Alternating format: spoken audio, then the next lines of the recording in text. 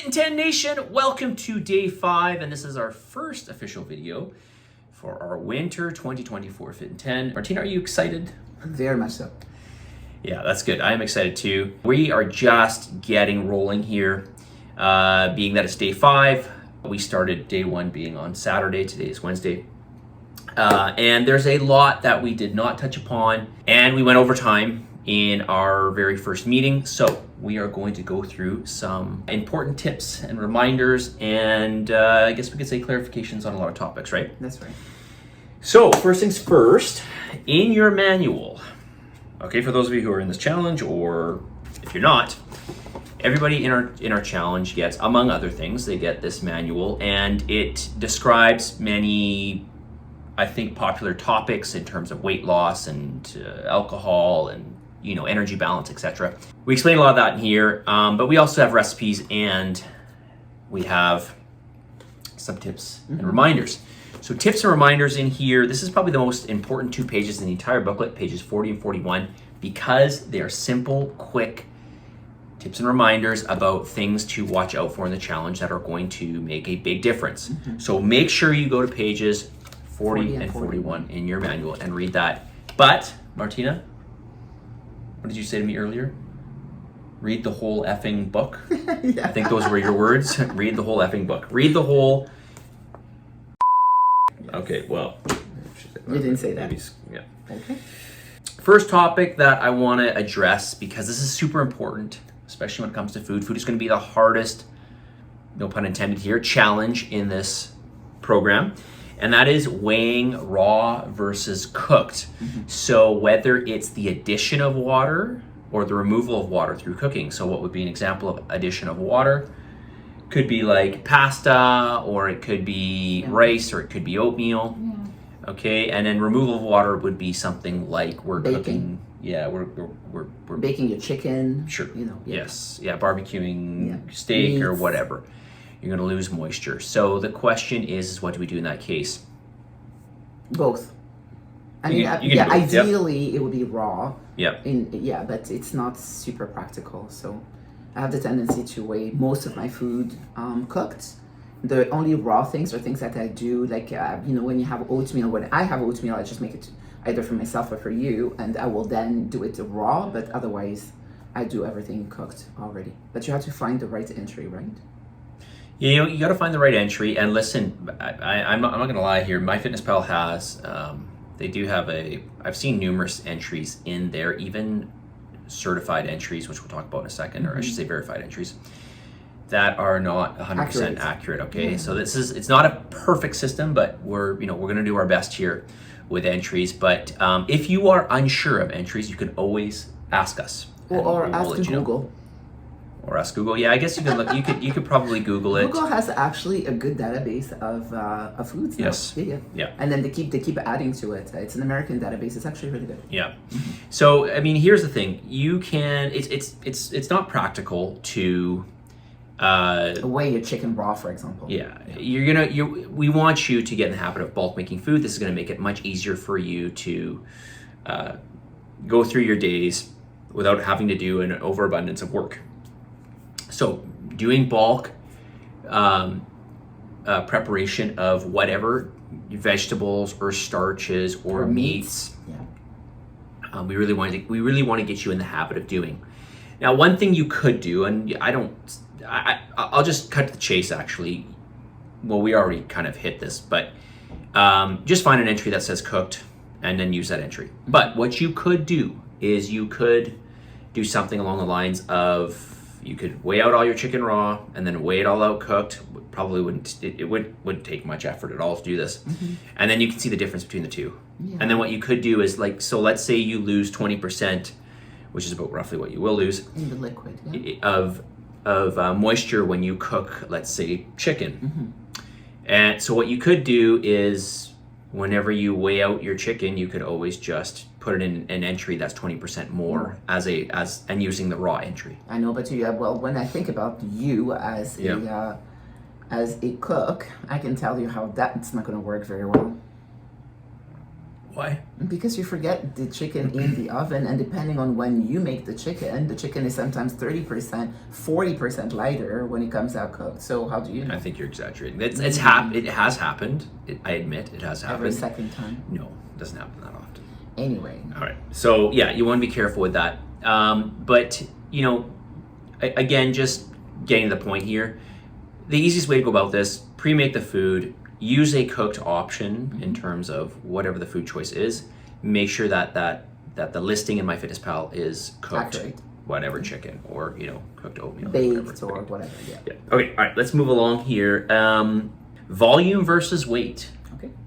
When do we measure volume? When do we measure weight? Or could we always just use weight? Or what? Ideally, I'd say you should always use the weight. I mean, volume is okay, and I would do volume. Lettuce, I would do volume, things that don't have a lot of calories, but I will never do, for example, no, it's not true, because for example, oil is very accurate in volume, right? Because it's liquid. But except for that, honestly, you have to weigh everything. Like I got to the point where I even weigh my peanut butter, because sometimes my tablespoon of peanut butter are more or less large. All right, I'm just going to tell you my rule, and I really want you to go by my rule. What's that? If it's not a liquid, you weigh it. Okay. It's simple as that. Yeah, it makes sense. If it's a liquid, if it's just a pure liquid, whether it's, I don't know, if it's milk or if it's Kefir, oil or kefir or something like that, you can do it by volume because it's going to be 100% accurate. You don't do, obviously, volume with solids or anything that's non-liquid. Even like nut butters, no. Don't. I mean, you can do volume, for example, with oatmeal. You wouldn't have too much of it. You know what I mean? Yeah. Like, because it's small enough. But anyway, that's a good rule. Yeah. I think overall it's a great rule. Moving on. Yeah. But in general, I'm going to say to you, just keep it simple. Weigh everything.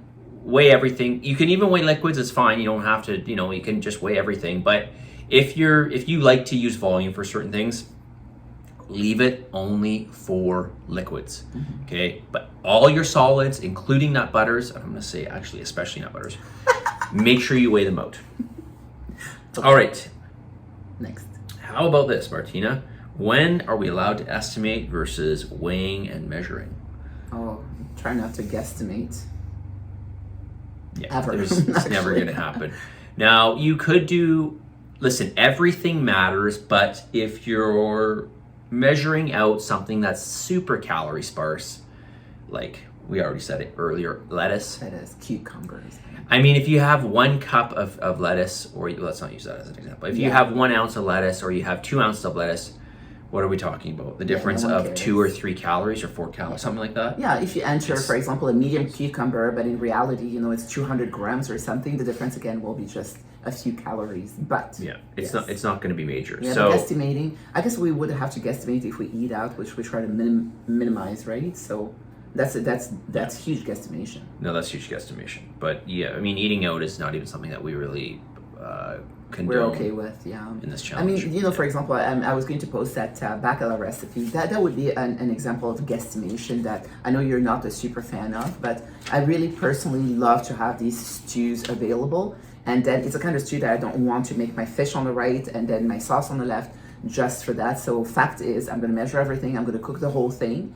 So the fish is somewhere in the sauce, and you know this, right? I've always done that. And then I'm going to weigh the whole thing. And when I separate, I'm going to guesstimate that there's the same amount of fish in each of the bowls. But in reality, it's not the truth. And you know that. Yeah. All right, guess what? You don't want me to do that. No. Okay. We're going to talk about this more in the next video because we are at 9:15. Okay. So let's get to the message of the day. Sounds good. And Martina, I'm just going to warn you here. I'm going to change the message of the day because I really feel like this is an important one. So I'm sorry about that, but we're going to do it. It was already mentioned in our meeting, but maybe you're somebody who's not part of this challenge yet. And that is, if you plan to fail, you fail.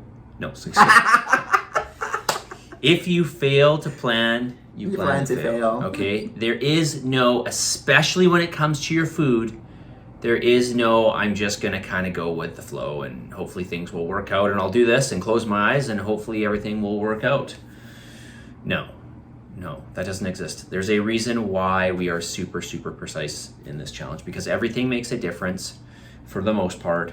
Everything makes a difference, and we want to make sure that we are, especially when it comes to energy intake, your food intake, we know what's going on there, okay? Because this is what makes or breaks people's, whenever they go on their fitness journey, or let's be more specific here, their weight loss journey or fat loss journey.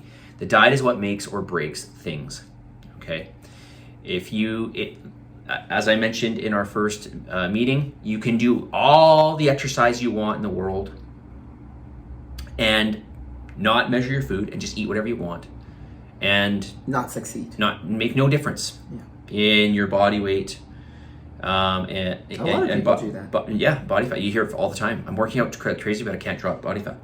On the flip side, you can do no exercise and measure your food meticulously. And that make sure you're in a deficit and lose body fat. Absolutely. Yes. So food is numero uno in this challenge. Not that exercise is not that your cardio is not important, not that the weights are not important. These are all super important. But at the end of the day, you've got to make sure that you plan everything out. Okay? Not just your exercise days, which is important to do, but also your food intake. You've got to make sure you are on top of this planning everything out. Okay. Not running through your days and trying to get your macros in at the last minute before bed, right? That's good. Okay. Positive energy, positive vibes, believe in yourself, for the love of God, give some gratitude, and we'll talk to you all in a couple of days.